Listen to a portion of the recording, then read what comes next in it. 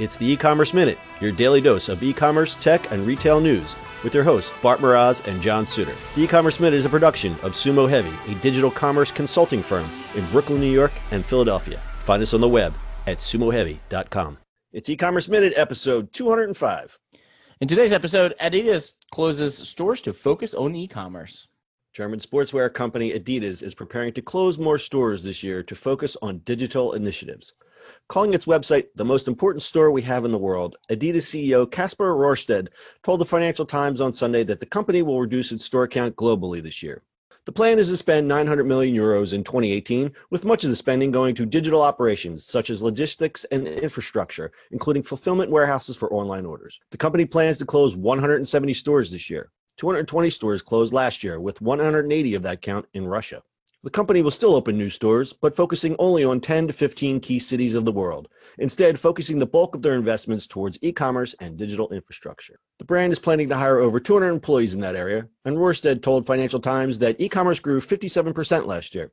He also said that the company's goal is for revenue from online sales to more than double to 4 billion euros by 2020. Adidas has already been going after the digital market in a bigger way. It launched a mobile app in the US, UK, and Germany that gives customers the ability to personalize their sneakers. The app is slated to launch in France, Spain, and Canada during 2018.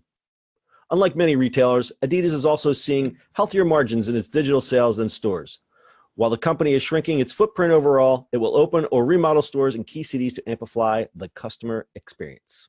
Wait, to close all those stores in Russia? How are Eastern Europeans supposed to get their Adidas tracksuits? Oh, yeah. And that don't they love their Adidas over there? That's what I thought. How's that supposed to work? How's it going to work? How's this going to work? Guess you got to go online. I like Adidas. I've worn Nike for years, but for some reason my feet feel better in Adidas. Adidas and New Balance. So I don't really wear Nikes anymore. Hard-hitting news there, I know. According to NPD Retail Tracking, Adidas is now the number 2 sportswear company in the U.S.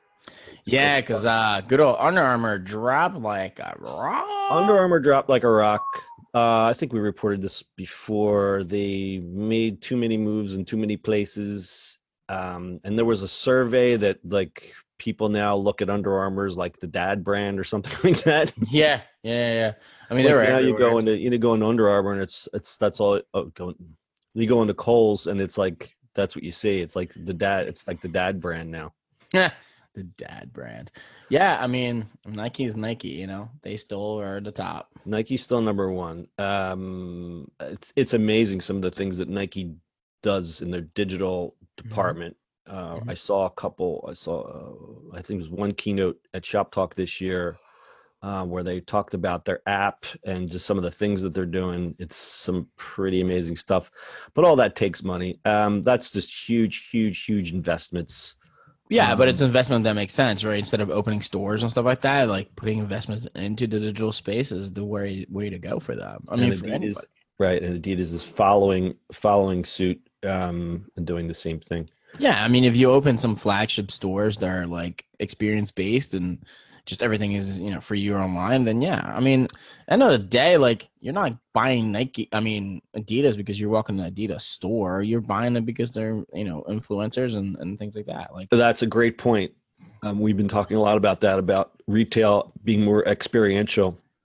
So for instance, I would see Adidas opening a store on the Strip in Las Vegas as opposed to an outlet mall or any other place. Yeah. More of an experiential thing. And it's those types of things are more branding exercises than anything because it's really just to get your name there and be top of mind.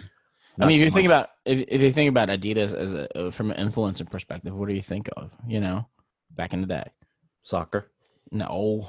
Yeah, soccer, but like hip hop. I mean, oh yeah, okay, all right. I mean, so you're talking strictly fashion because fashion wise, yeah. I mean, you're hitting up Run DMC and like that's a big thing, right? Right. So you're looking at old school influencer, but even the new school influencer stuff. I mean, everybody wears those things. And it's funny. It's like when you imagine like the top three, you think Nike, you think, oh, it's like Nike. They've got the greatest, the way that they roll out they do the product rollouts, and they make the rarity, and it's like the sneakerheads are really into it. Then you've got Adidas, where it's like international company. You've got, the old school, like the hip hop association, and soccer, like the soccer legend and tradition. Then you have Under Armour, and all I keep thinking about is like a guy walking into Wawa with an Under Armour shirt. I would say Puma is a better style than anybody, right? Because Puma definitely has a better style. But if you look at the ranker, I'll put the link in show notes. I don't have the NPD study, but I have the ranker, which is different. That's just a vote. Ranker here. Let me just 4 in the chat room. Hold on. I got it. Puma is 4. Yeah, Puma's 4. Like Umbro is 13. Yeah, because nobody really knows who Umbro is unless you play soccer. That's a biggie. Yeah, right. The niche brands like Kappa and Mizuno, they're like pretty rare. But Russell's like 25. Like Russell is Kmart. Russell is Kmart. Russell is Kmart. Lecoq Sportif 31. Lululemon is always 26. Wow. Yeah, that's surprisingly. I'm surprised. That's surprising. They dropped a lot. There's other brands that came into the play a lot. Right, because their yoga pants are like $125. I think that could be one reason. Yeah. Their stuff is nice, but I haven't owned any Lululemon at all till last week. What'd you buy? Did you buy some nice yoga pants? No, I got nice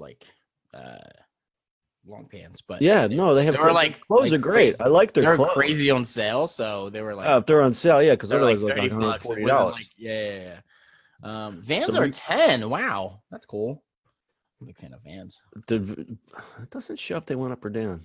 Yeah. Oh, you can. But anyway, so this is this is a crowdsourced thing. I don't know how scientific this is, but I think it's pretty close to the NPD study. I mean, if it's crowdsourced, even right, that's people who are looking at this. It's people who are interested in it, obviously. Yes, that's good. Well, there's another one on Huffington Post. Where'd they get their things? Huffington Post get their fake news from. Let's see. So, yeah, I mean, Adidas is doing good moves. I mean, it's for them. I think it's gonna be great. I mean, think about this. Like, if they go strictly after the influencers, go after all web stuff, I think that's gonna be great for them. The key is the influencers and the customization, which that is huge now, and it's become a lot easier. A, because of apps, and B, because of technology. If you give people the option to customize their stuff, that's the way fashion is really going.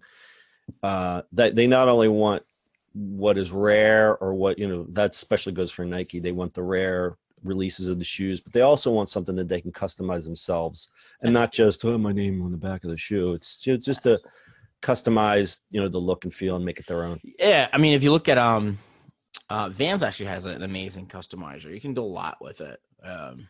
So that's a cool one, but everybody's doing it as you should. Like, they're your shoes, they're custom made. And Vans customizer. All right, so I'm looking at this Van customizer. I can get tie-dye Vans. Oh, so you're basically starting with a blank slate. This is actually pretty cool. Yeah, you're changing every piece of that shoe. Oh yeah. I know. Like every piece of a shoe. It's great. Including this, it's really good too. This is really well done. Yeah. Well done. All right, so they're $85, so they're really not crazy expensive. Pretty cool. So yeah, that's the way to go. People are gonna just customize and make things their own. We'll see how Adidas makes out in the next year. All right, got anything else? That's it. All right, that's your e-commerce minute for today. We'll see you on the internet tomorrow. That's it for today's show. If you like the show, do us a favor and subscribe, or leave us a review on iTunes. And don't forget, you can now listen to the e-commerce minute on your Amazon device. Just add e-commerce minute to your flash briefing. And finally, if you have a comment or suggestion, or just want to say hi, find us on social media at Sumo Heavy.